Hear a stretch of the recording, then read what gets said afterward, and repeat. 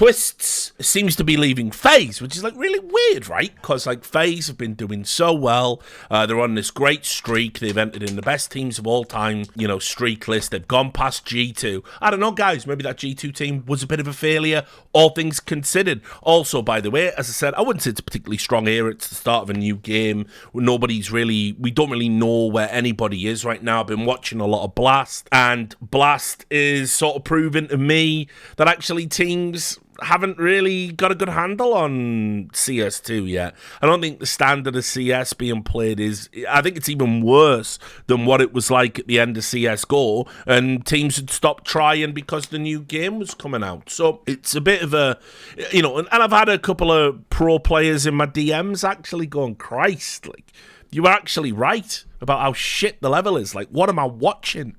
I'm watching this tournament and I can't believe what I'm seeing. And so, yeah, it's pretty bad. But what I will say is FaZe are right up there as the best of a bad bunch right now.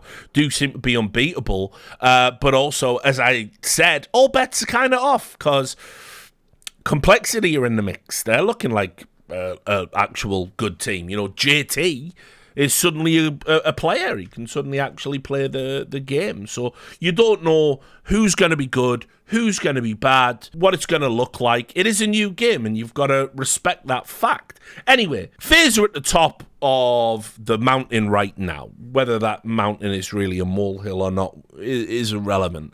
And Twistzz has been heavily linked with a return to Team Liquid in the off-season, which we covered in Roster Mania. And so he looks to be out. And we also know he turned down some offers.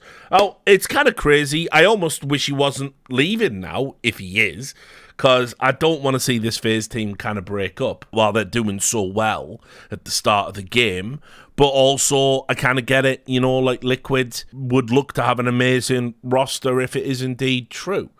So anyway, he was at this event and he was interviewed by Play.gg. And one of the things that came up was the offer from Falcons. And you can see the headline here. Twistzz rejected Falcons. I don't want to be affiliated with that stuff at all.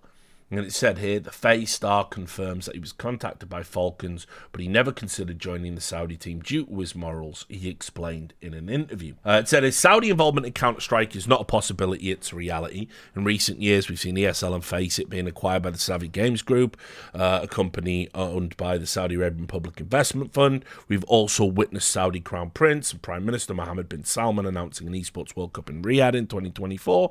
And then there is Falcons, because in early October this year, heavy rumours began to circulate stating that Falcons were aiming to build a new super team consisting of some of the most profiled names in Counter-Strike. The Saudi team, now led by the five-time major winning coach Danny Zonic Sorensen, had allegedly set their sights on Munacy, Nico and Twistzz initially. And then the G2 star Nico announced earlier this month that he was going to stay at G2 despite the rumours. In an interview with Player.gg before the start of Blast, Twistzz confirmed Falcons had approached him as well, but that he turned the project down. He said, I guess I can say that publicly. Yeah, I mean, it wasn't really an offer. They just contacted me, but I turned it down fast because if it was about the money, then obviously if I wanted the bag and I didn't care about my career, then I would go to Falcons. But I do care about my career. I have morals, and it's not about the money, Twistzz says. When asked to elaborate, and I'll add, probably the interviewer was a little bit cheeky, but I like it. It's better to be bold and press people than not to press. He said, could you elaborate? And he said, well, I can just put it in perspective for the whole community. You go to Falcons, you have no partner spots, and you have to qualify for everything, which you could say is the privilege that these partner teams have. These big events make a big difference when it comes to Valve's ranking, and obviously in 2025 that's going to be the main leaderboard. But mainly for me, it's morals. Money is not the incentive. I mean, you can say whatever you want, but I just don't want to be affiliated with that stuff at all. What is your take on Falcons and Saudi's involvement in Counter-Strike? I won't answer this question, but you don't think you have your morals right if you go to Falcons? In my opinion, yeah. Everyone has their own morals and what they consider ethical, right? And for me, I cannot imagine this move ever. Even talking to you about it and thinking about it, I cannot. Picturing that, it's not good for me. And then another follow-up question. What do you think if there will be a future where Saudi gets more and more teams at the top of Counter-Strike. And it says, I mean, if you mean Saudi orgs, I think Saudi involvement is inevitable at this point. I mean, you see it everywhere now in sports and esports, so it's happening. Other than that, there's not much to say. Now, I've said at various points in covering all this Saudi stuff, because, like, no one else is really covering it. I did say, like, listen, where are the players at? Because one of the things that's been very conspicuous by its absence is no players have sort of come out and took a stand and said, I don't want to be associated with this. I don't want to be associated with that. And Twistzz is the first. Now, one of the things I did notice, which I thought was a bit like, I know, I'm not going to do this. I love a good dunk. Dunking on people when they're, like, hypocritical and, you know, all that other stuff. I'm about that, like, obviously. I do it a lot. But, you know, there have been some people who have been, like, unkind. I saw, like, a bunch of memes kind of on Twitter about it. Somebody said, you know, I don't want to be affiliated with that stuff at all. And then people, you know, were posting that picture of him when he dressed up in the, in the full Saudi regalia. And I don't know, like, I get it. I was very critical of them doing that. There it is. That's him in the getup. So just for full disclosure and transparency, I obviously was critical of that move. I was like, listen, why do the broadcast talent always have to be the ones that say these things, and players can sort of pander to, you know, the Saudi Arabian state and all of this stuff and just kind of get away with it? Nobody said anything about ESL. Nobody said anything about Face It. They all just play. They all just use those services, advertise those services, and everybody's just fine with it, right? In fact, actually, you know, it's kind of funny, isn't it? Because one of the things that always gets brought up, there was a front page thread about it just the other day. Oh, Henry G, it was a praise thread for Henry, my mate Henry, and they were saying, oh, it's good to hear him back. He's been doing really well. Him and Anders been enjoying it. And, of course, there's just this huge chain of comments about how Henry G's a scammer. Now, obviously, he never scammed anyone. He sold NFTs, and by the way, he got into the NFT game so late. If you were buying NFTs at the point he launched his project, and you didn't know what an NFT was? I don't buy that. So, but everyone calling him a scammer. All these players were advertising NFTs. All these teams were sponsored by NFTs. Why aren't they called scammers? Why every time they come out? Well, because obviously we let players get away with anything and absolutely everything. So I should probably be saying, oh, you know, but here's the problem you've got. The only way for Twistzz to be truly consistent on this issue would be to retire. He'd have to not play. Because you can't. Well, you could maybe play the Blasts, but what I'm saying is, which team's going to keep you around on a salary to only play tournaments that aren't affiliated with ESL or Saudi in some way, which is increased. You know, that's already like, we're now getting to about 85% of the calendar is in some way associated with Saudi Arabia. So he would have to retire. And so this is why, I saw a lot of people, I mean, even Thorin put a tweet out saying, what's the difference between a salary from Falcons being blood money, but prize money from ESL not being blood money? Obviously, he's right. They're the same thing. But what I would say, the qualifier for me is, I wouldn't expect a player to retire. I think that's like, you're asking too much then. So for me, this is actually the right kind of thing to be doing, to say, I wouldn't play for Falcons. Now, maybe this encourages someone to say, actually, I don't want to go to Riyadh. I'd rather not, actually. I'd rather give it a miss. And then maybe we can start having some sort of discussion about what we can do, what's workable. Now, look, obviously, this should be an easy fix. I've said it right now. We could literally fix this problem tomorrow. We just need some help from Valve. All Valve have to do is they don't even have to go on record and say why they're doing it. But they just have to go, yeah, it is pretty bad, actually, that, you know, Saudi Arabia do all these terrible things to various groups and kill journalists indiscriminately and imprison people and persecute gay people and all. You know, you would just you can just acknowledge that, and then Valve can just turn around and go, yeah, we're not giving ESL a license. for Dota or for CS.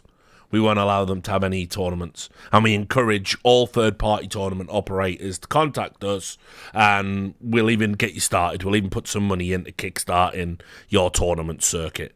And then that's it. It's game over. All that investment is now worthless because Riot Games don't let them have their game. Activision Blizzard don't let them have all of their games. So that would just be the end of it. There would be no more reason to talk about it. But Valve aren't going to do that. But if they did, we just win. We just win. So, never going to happen, of course, but a guy can dream.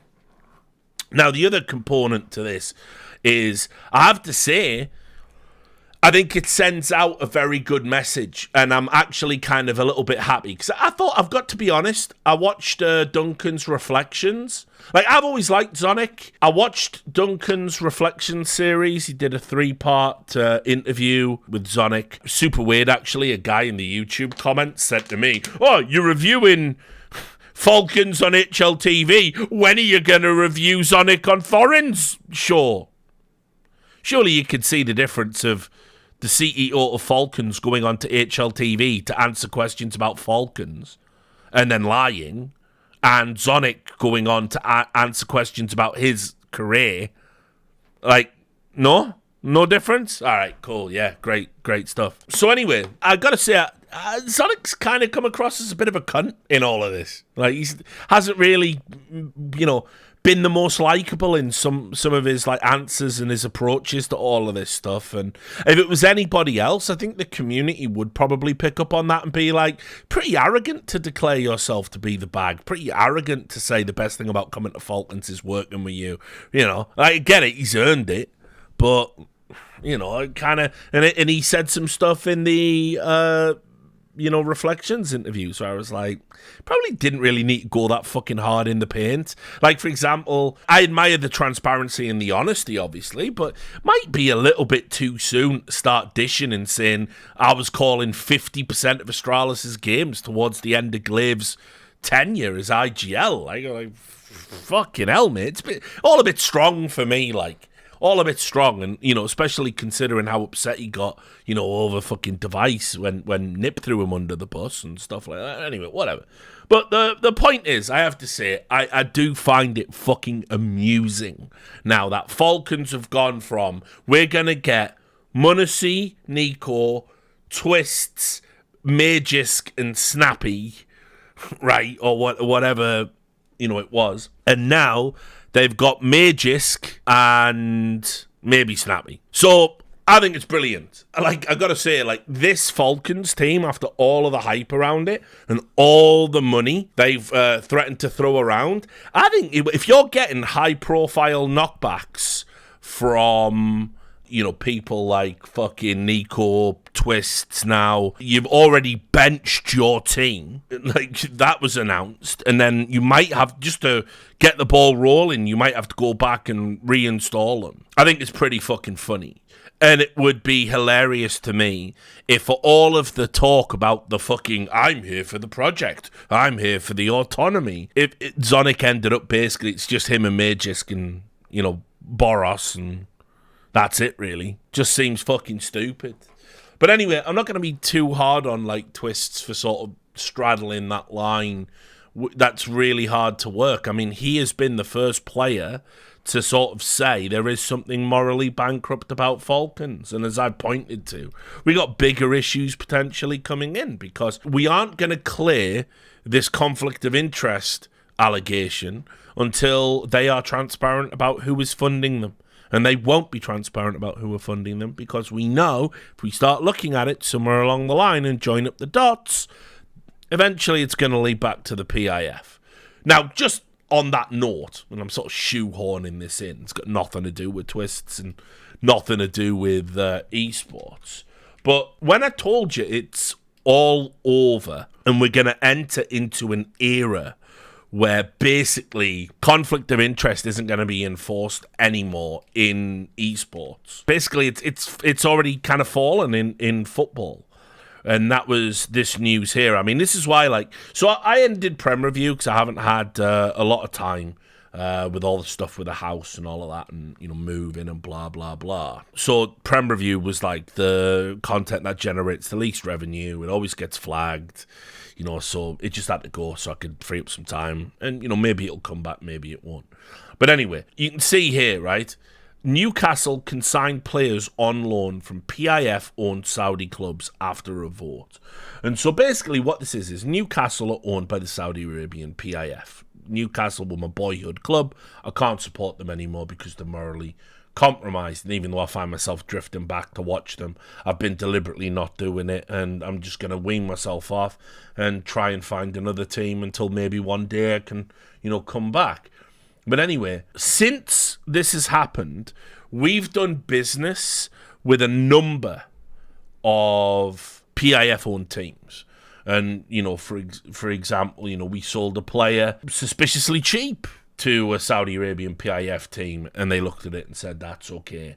And now, basically, we can now loan players from any of the Saudi Arabian clubs in the Saudi Arabian leagues that are owned by the PIF. And so what this means is there is now a league-approved loophole through which Newcastle... Right, if I want to get around financial fair play, what do? Here's what I do. I, the PIF, say to another PIF team in Saudi, we want this player... But if we buy him, it's going to put us over on financial fair play. And so the other team, Al Nassr or whoever it might be, they go and buy the player. And the player goes to Al Nassr, not to play in the Saudi Arabian League. He then gets loaned to Newcastle, and it doesn't affect our financial fair play. So how that could get signed off on, I don't know. But if you think that's bad... What's going to happen in fucking esports is going to be a joke. Because football's... it was already announced as well. It looks like Saudi are going to get them Champions League spots. I told you they were angling for sooner than I even anticipated. They've already been given the World Cup. It's just bullshit. And so everybody is making excuses for taking the Saudi bag, and everybody is allowing this inherent, obvious corruption to take place. And so it's going to happen. It's going to happen in esports as well. Of course it is. Falcons, they're going to get into these invite leagues one way or another, right? Of course they are. They're going to be at the big tournaments one way or another. Of course they are. They're going to be in all the ones in Riyadh. Of course they are. So I hope they end up with a fucking shit team. I really do. I hope more players turn them down. And by the way, it's a super good time to turn them down. Because... nobody knows who's good, who's bad, who's hot, who's not, who's at the top, who isn't. So why commit to going to play at Falcons with those players when you don't even know if any of them are going to be good at CS2? So, very impressed by Twistzz. I've said many times he's grown up into being like a fine young guy. He could have been another NA dickhead, but he isn't. And so people should sort of, I think, applaud him a little bit for speaking up rather than criticising him for saying, well, you do play in Riyadh and you do play in ESL. It's like, I don't know. You can only do so much. He's already potentially putting shit on the line about going to Saudi for criticising Falcons. Like, he's probably going to get booed. They booed the Israeli players when they were out there. So, they pay attention to this shit.